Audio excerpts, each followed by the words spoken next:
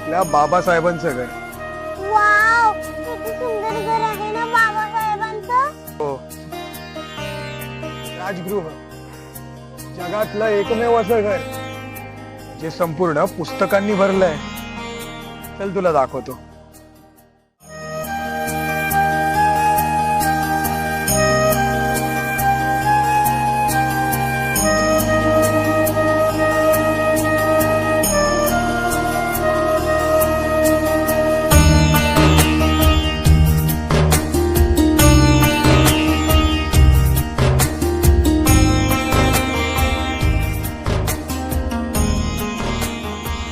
कसं वाटलं बाबासाहेबांचं घर?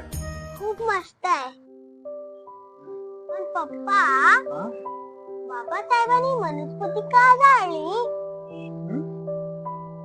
आणि तेही रायगडाच्या पायथ्याशीच का जाळली? अगदी चांगला प्रश्न विचारलास बघ. माझ्याबरोबर राहून शिकली माझी पोर. पण सांगा ना, वनस्पती का जाळली आणि तेही रायगडाच्या पायथ्याशीच का जाळली? अगं, रायगड म्हणजे आपल्या छत्रपती शिवाजी महाराजांच्या स्वराज्याचं सिंहासनच. महाराजांच्या स्वराज्यात माणसाला माणूस म्हणून जगण्याचा हक्क होता. त्यांच्या स्वराज्यात स्त्रियांचा मान सन्मान होता, आदर केला जायचा.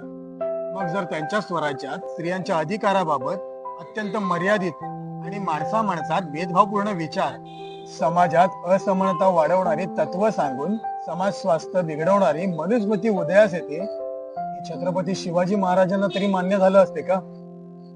नाही, कधीच नाही. म्हणूनच डॉक्टर बाबासाहेब आंबेडकरांनी रायगडाच्या पायथ्याशी मनुस्मृती जाळली. आणि डॉक्टर बाबासाहेब आंबेडकर हे छत्रपती शिवाजी महाराजांच्या विचारांचे सच्चे अनुयायी होते. कळलं? हो,